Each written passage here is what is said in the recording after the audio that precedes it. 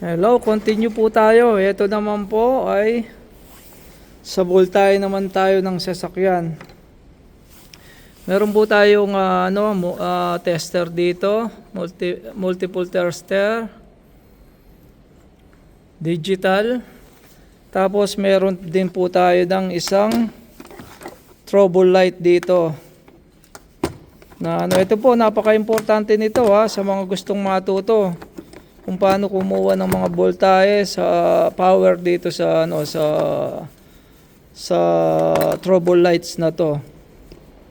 Ito So dito muna tayo. Gusto ko lang pong i-share dito sa mga willing matuto. Dito sa tayo ngayon, sa DC po tayo. Yan DC. Yan, DC po yan. Yan So lagay po natin dito sa yan, lagay natin dito sa negative side niya. Yan.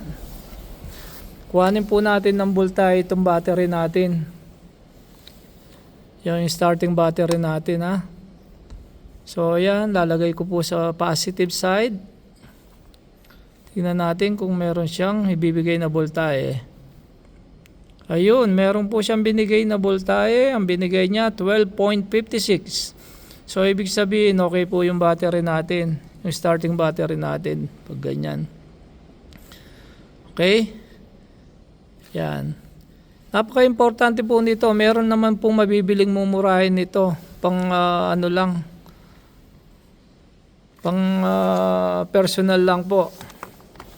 Okay, meron po tayo dito. Yan. So, ibig sabihin, meron pong magandang voltahe yung battery natin. So, dito naman po tayo sa mga fuse. Tignan natin.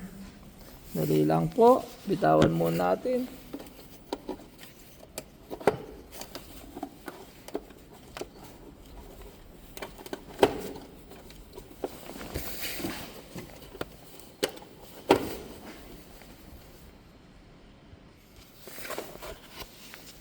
Ito po yung fuse box natin.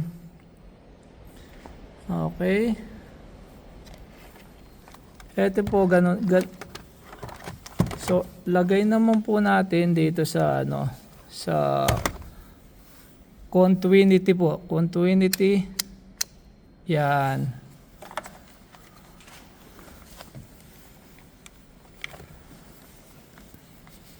Pag pinagdikit po natin to, yung dulo niya, tutunog siya. Yan narinig nyo?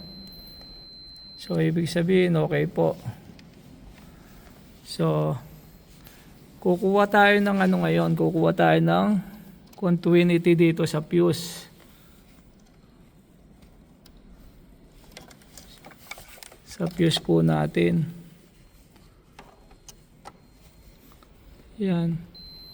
So yun, tumunog po, ibig sabihin buo yung fuse natin, main fuse natin na yan. Ayun Ganon din po dito sa fuse na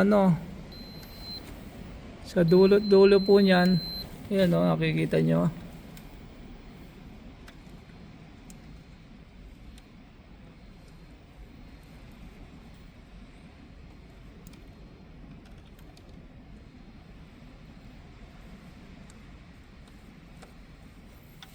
Yun.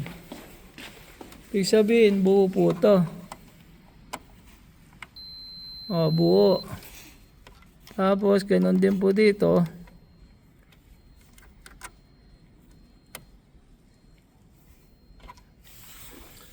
Dali lang.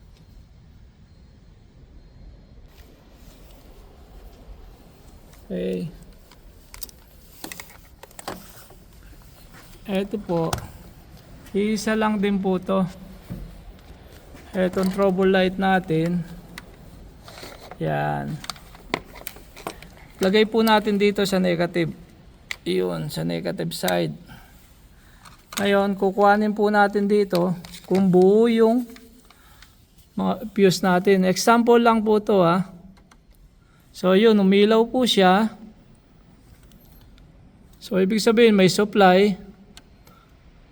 Sa kabila, umilaw din. So buo yung fuse natin. Yan 30 amperes po yan. Ang pinaka-supply po nito, mataas ang ano niya, yung supply niya sa pump, sa wiper, yan. Itong mga bababa lang po, sa mga lights lang yan. So yun buo. So ibig sabihin, pag kinuwanan nyo po dito sa hindi nakakaalam, kinuwanan nyo yan, meron. Pagdating po, linipat mo po dito, linipat mo dyan, hindi umilaw, ibig sabihin na busted po yung fuse. So ibig sabihin, sira yung fuse natin. Pag ganun po. Ganun din po sa sa tester. Isa lang po yung itong ano natin, yung trouble lights natin, tsaka yung tester na continuity. So wala siyang tunog. So busted po 'yan. So yun lang po sa mga gustong matuto lang ito para sa kanila lang to. Sa mga marunong naman alam na po ninyo 'yun Okay? Dahil po wala tayong sabi ng boss ko, mag-relax ka muna diyan. Huwag kang lalabas kasi may bagyo. Kaya dito lang po ako. Yan. Yan po yung mga napinturan na natin dyan. Ito yung entrance gate. Ito yung entrance gate ko dyan. Yan. Sobrang lakas po ng hangin. Ingat po tayo. May bagyo po dito sa Arlan ngayon. Nagwo-worry na. Walang mga pasok. Public transportation, walang pasok. Tapos yung mga ayaw nga akong papasukin ng boss ko Sabi niya, wag ka nang pumasok bukas. May bagyo. Alam ko po marami akong gagawin. Sabi ko, papasok ako. Sabi ko sa kanya, boss, papasok ako. Yan, yun lang po. Tapos pag may nakita po kayong sale na ganito, mga trouble lights na ganito, yan, trouble lights. Napaka-importante po niya, Madilim.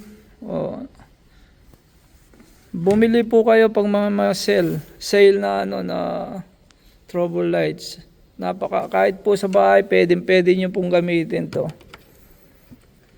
Nagsi-share lang po ako ng ng mga konting kaalaman.